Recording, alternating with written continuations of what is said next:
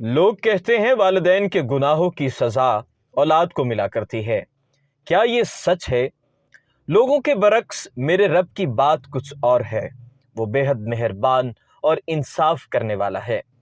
فرمایا، آپ صلی اللہ علیہ وآلہ وسلم فرما دیجئے کہ کیا میں اللہ کے سوا کسی اور کو رب بنانے کے لیے تلاش کروں، حالانکہ وہ مالک ہے ہر چیز کا، اور جو شخص بھی کوئی عمل کرتا ہے وہ اسی پر رہتا ہے، اور کوئی کسی دوسرے کا بوجھ نہ اٹھائے گا۔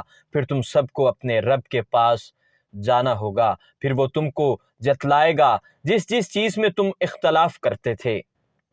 اور پھر فرمایا، جو راہ راست حاصل کر لے وہ خود اپنے ہی بھلے کے لیے راہ یافتہ ہوتا ہے، اور جو بھٹک جائے اس کا بوجھ اسی کے اوپر ہے۔ کوئی بوجھ والا کسی اور کا بوجھ اپنے اوپر نہ لادے گا، اور ہماری سنت نہیں کہ رسول بھیجنے سے پہلے ہی عذاب کرنے لگیں۔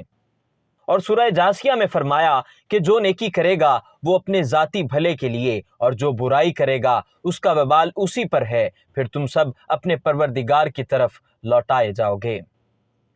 اسی سورہ میں ایک اور جگہ ارشاد ہے کہ کیا ان لوگوں کا جو برے کام کرتے ہیں یہ گمان ہے کہ ہم انہیں ان لوگوں جیسا کر دیں گے جو ایمان لائے اور نیک کام کیے، کہ ان کا مرنا جینا یکساں ہو جائے؟ برا ہے وہ فیصلہ جو وہ کر رہے ہیں۔ سورہ نجم میں ارشاد ہے کہ کوئی شخص کسی دوسرے کا بوجھ نہ اٹھائے گا۔ سورہ انعام میں ارشاد باری تعالیٰ ہے، اور ہر ایک کے لیے ان کے اعمال کے سبب درجے ملیں گے، اور آپ کا رب ان کے اعمال سے بے خبر نہیں ہے۔ بڑی دنیا اس بات کو مانتی ہے کہ والدین کے گناہوں کی سزا اولاد کو ملا کرتی ہے، جو قرآن کے مطابق بالکل غلط ہے۔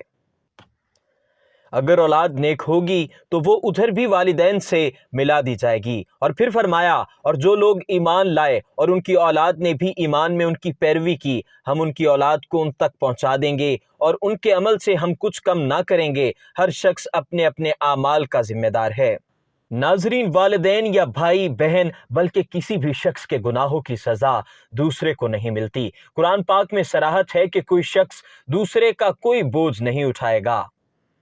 ناظرین، ایسے ہی بہت سی باتیں خود کے گمان سے رائج کر رکھی ہیں جن کا حقیقت سے دور تک کوئی واسطہ نہیں۔ اللہ تبارک و تعالی ہمیں قرآن و سنت پر چلنے کی توفیق عطا فرمائے۔ وما علینا الا البلاغ المبین۔